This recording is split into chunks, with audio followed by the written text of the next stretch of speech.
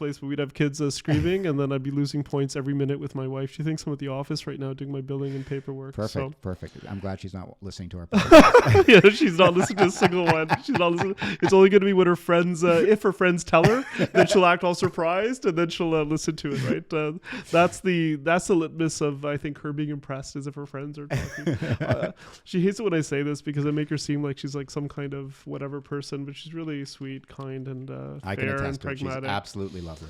Yeah. So my name is Wip Lamba. I'm a psychiatrist, mainly see people who use drugs, and I'm board certified in the States, but I'm licensed here in Canada. All right. And I'm Jean-Paul Michael. I am a addiction case manager. I work at an inner city hospital.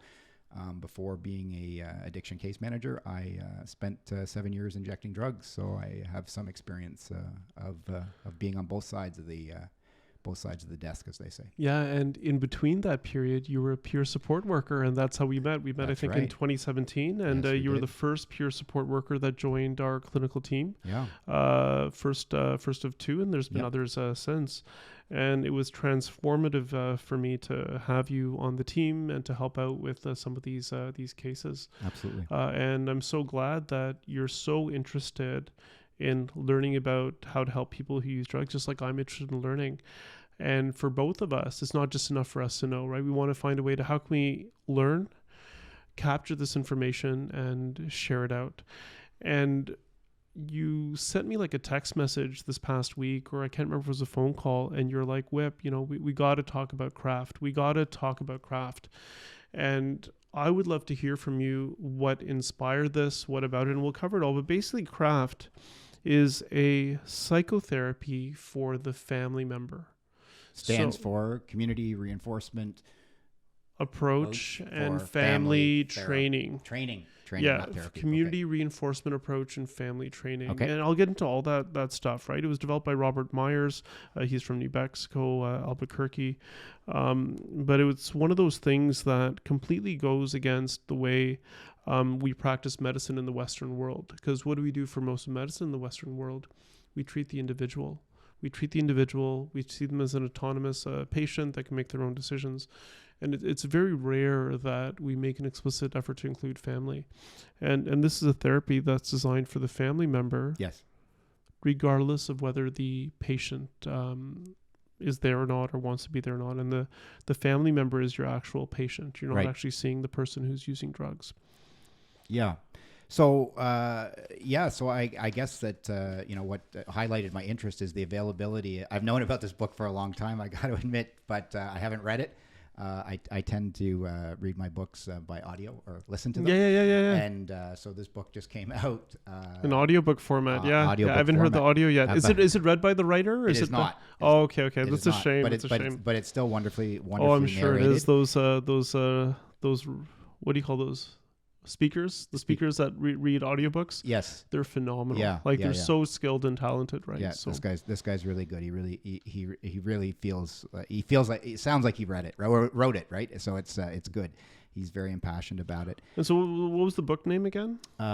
Keeping Your Loved One Sober. Yeah, and it's by Robert. Or Getting Meyers. Your Loved One Sober. Yeah, Getting Your Loved One Sober: Alternatives to Nagging, Pleading, and Begging. Right. And if you get it on Amazon, it costs me about $20 or so. Yeah. And how do I know this book? Because you used to have about 10 of them in your office at any one time on your bookshelf, and I believe you would occasionally give it to family members. I always give to family members. I always give to colleagues. I always give to all those kinds of things. Right. And the only reason I do that now is I think this is like maybe 10 years ago. A colleague of mine was covering my clinic that I was doing. It was an addiction clinic, right? So we were doing like I guess the alcohol opiate treatment, and there was a patient there that was clearly depressed, right? And so I'm away for a week. My friend is in that clinic for a week. He saw the person was depressed. He gave the person mind over mood and did a full thought record with them. And in my head, I'm thinking, the Ontario government pays me this much money per 30-minute visit. What's a $20 book?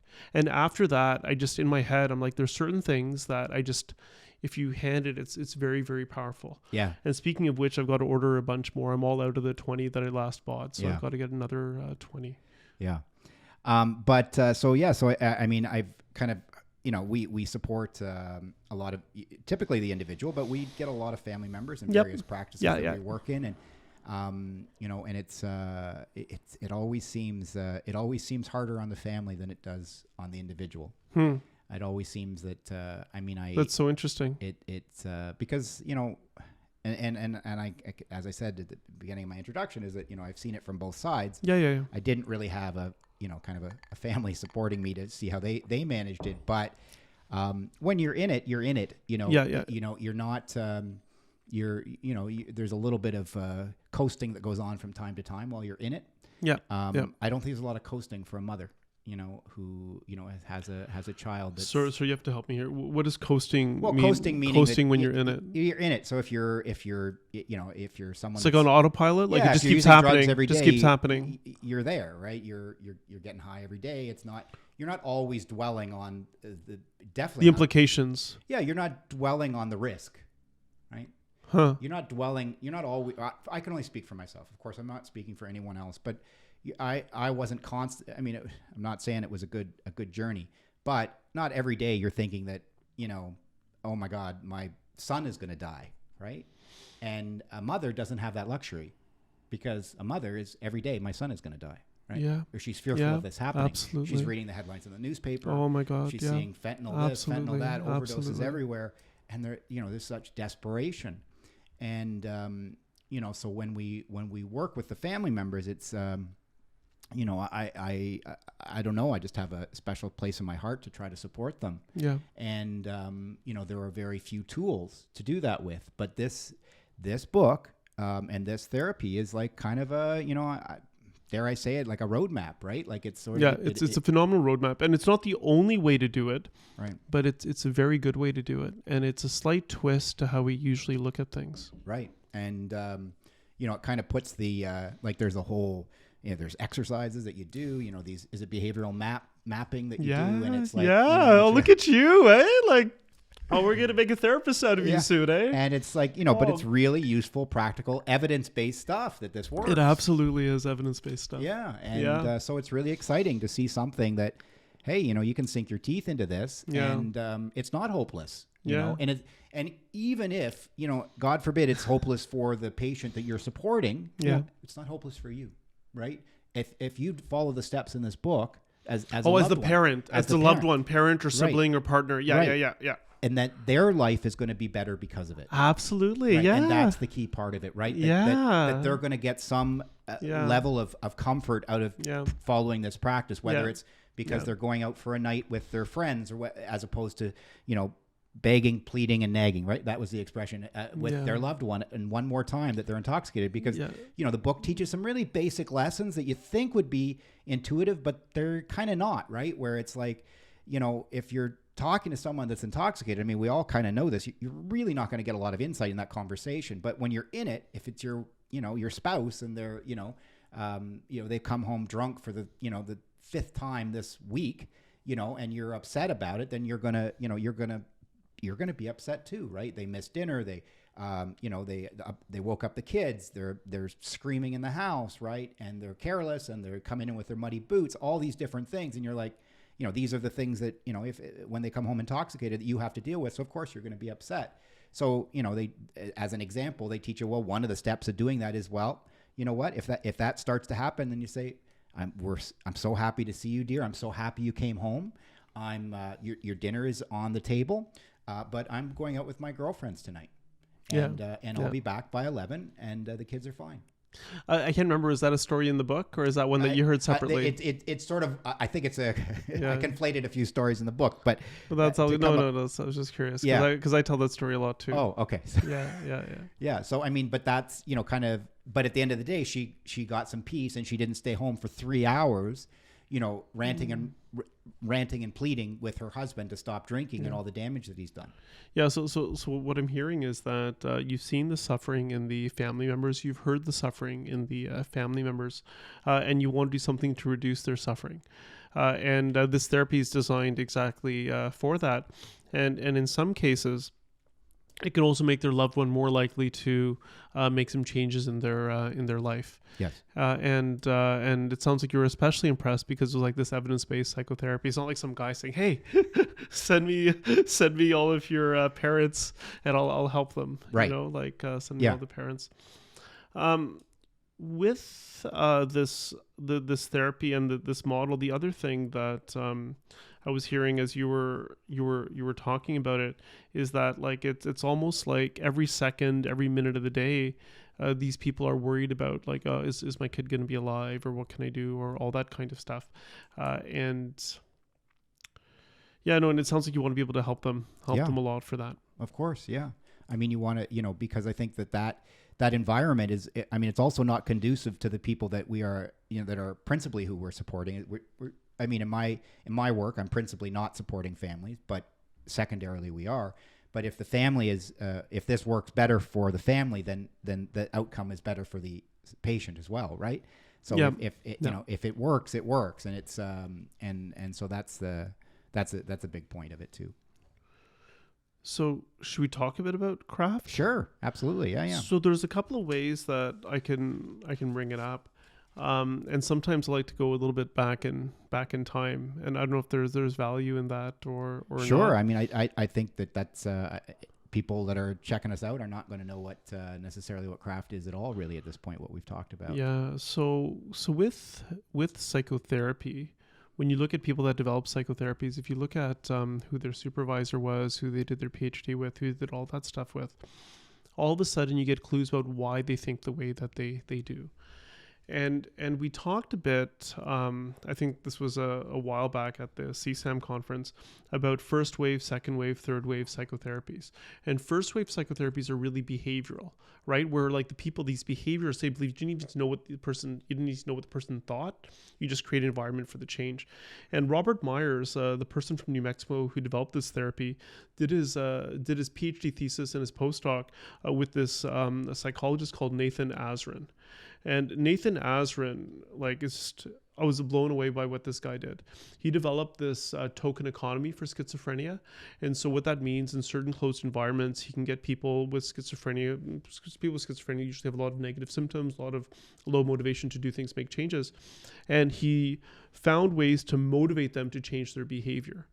The other thing that he did was he actually wrote a book and a protocol for toilet training for adults with severe developmental disabilities. Okay. So like people that aren't really able to learn many new things, but you can imagine, right? If you're like 40 or 50 years old, or you're like our ages, and you're at the point that you can't go to the bathroom on your own, you have to have like a nurse or someone to help you, and you don't have the ability to learn all these new things.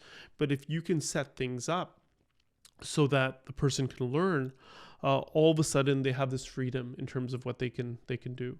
And he also wrote a book for children as well, which I read, as I was trying to teach my kids how to do it. And what he did in that book was that he took every single simple step and he sort of would give a reward for it. So for example, with the child, if they walk to the potty, they get a little jelly bean. If they put their pants down, they get a jelly bean. If they sit down on it, they get a jelly bean. If they leave something on there, they get a jelly bean. And so then you do one small step at a time. You add that reward to it. Sometimes you can withhold stuff if they don't get the jelly bean if they don't do the stuff. You could time it so it's like every hour, every minute, all that kind of stuff.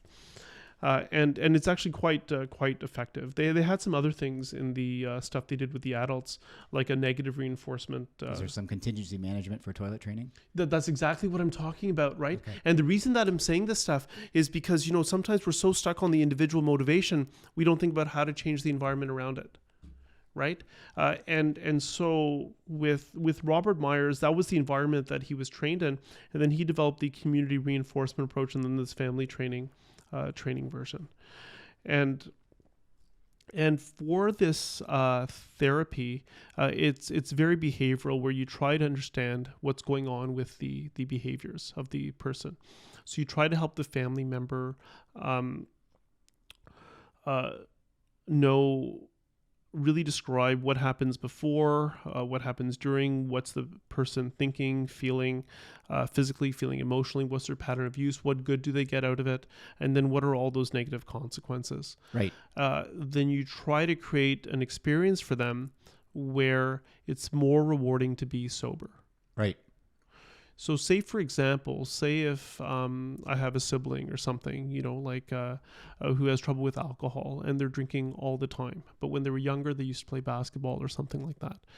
And so what you would sort of coach me to do in that therapy is to create experiences where he gets to do what he wants with who he wants, but it's just he has to be sober when he's there.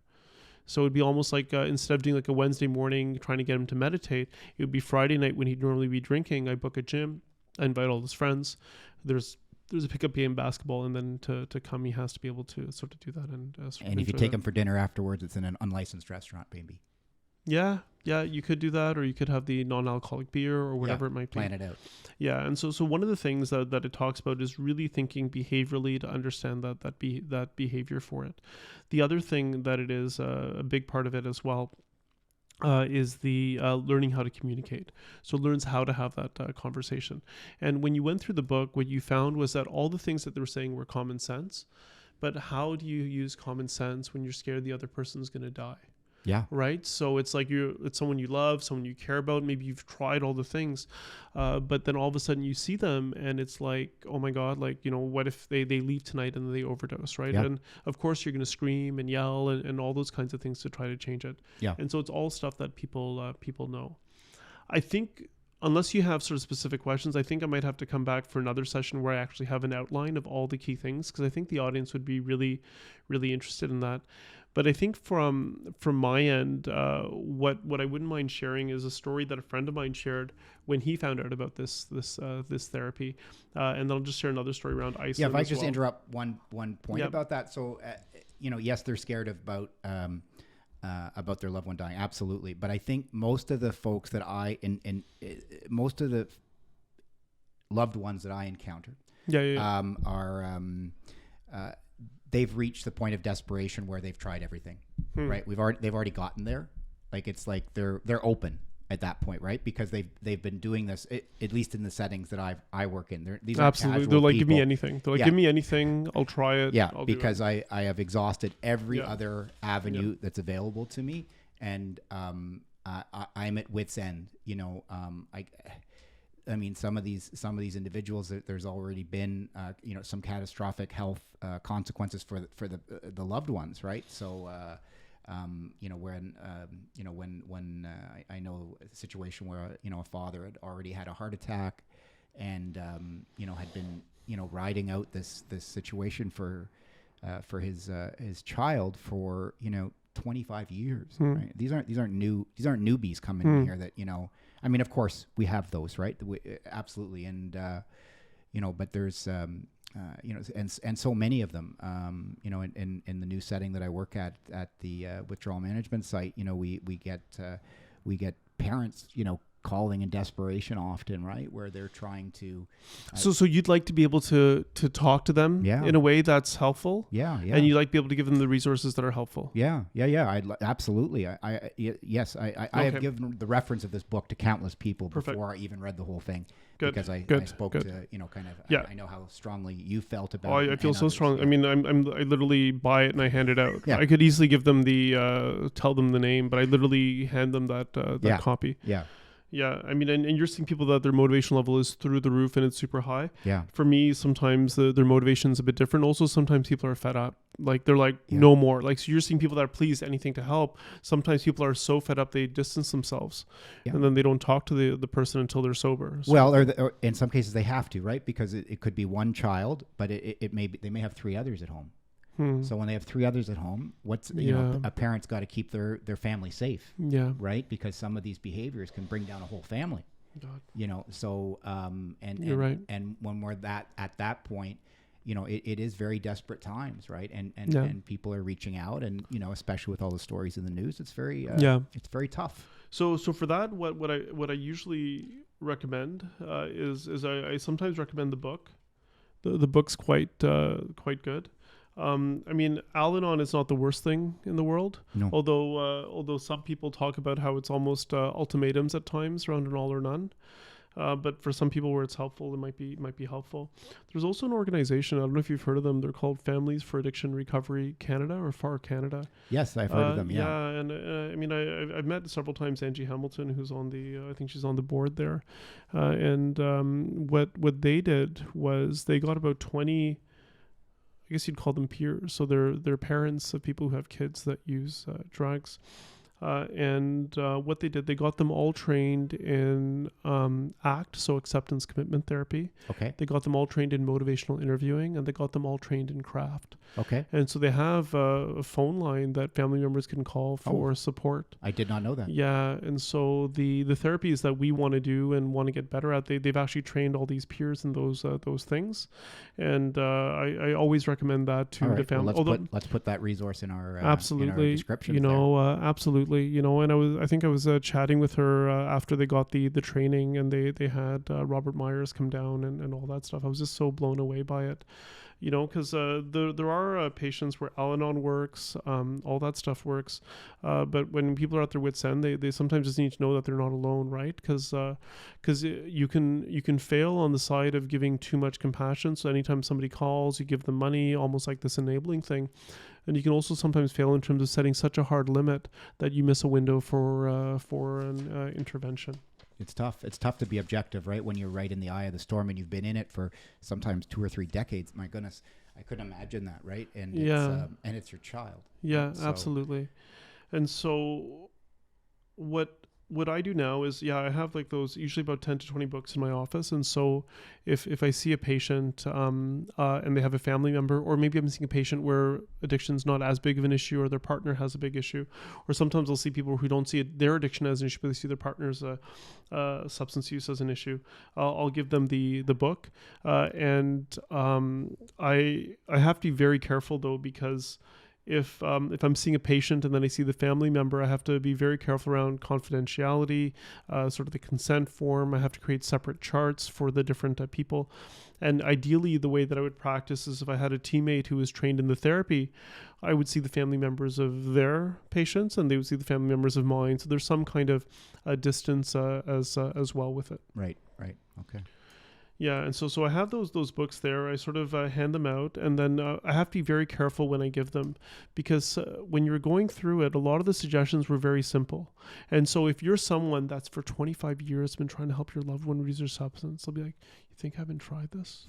You think I didn't try, like, you know, being nice? It's like, hey, sorry that I did this to you. I've tried all of these things." But it's almost like a reminder of first principles, right? And so for some people, I have to be very careful how I frame the book, because people get quite, they sometimes take it it's like if you came to me saying you were depressed and I was like, "Hey, read this book." "Yeah, I'll see you in a couple months." Yeah. Well, I think in talking to family members about this and working with it, I think they have tried a lot of part of it, right? But I think they've left out the part of taking care of themselves. Right? I've never heard a family member say, "Yeah, I took too many bubble baths," or "I went out with my friend too often." Right? It's always the nights that end in despair, right? Yeah. Where they're just, you know, crying uncontrollably about a problem that they've had indefinitely and can't stop. Yeah.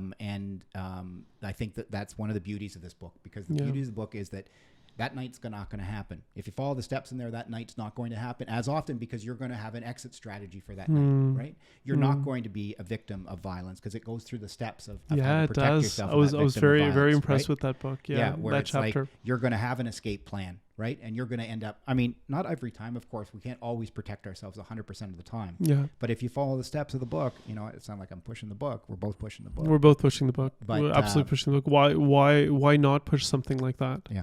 Right? Like when you think about how much suffering these people have, you know, in terms of the fear of what will happen to their loved one or whatever, why not try to reduce that suffering? Yeah, exactly. You know, so, I mean, it's one of those things where you can say this to anybody. It's like how many times people who've been on flights, they'll say, you know, put on your own air thing first, right? Put yours and then put the kids on first. But we very rarely live that way. Right. Yeah. So with the therapy, I don't know what I should do. If I should go through some of it now or maybe another time. Well, I mean, we can, let's maybe circle back to this and have kind of you know, the kind like of a structured talk, just in all the key points and where it list comes it from. out, and you know, maybe we can just wrap this as discussion on craft, kind of an open, or how to get your loved one sober. Yeah, and I guess so. We have the book. Yeah. We have the audiobook. We have Far Canada. Yeah. As a potential option. I think we have to include Al-Anon. You know, I think Absolutely. we sometimes forget. Absolutely. Like I know with AA here, we sometimes have talks where we go about medications or this or that. We forget that there's some communities that have been doing this for decades, and for certain patients, they do phenomenal there as well. So yeah, sounds good. All right, great. Let's keep going with craft. All right.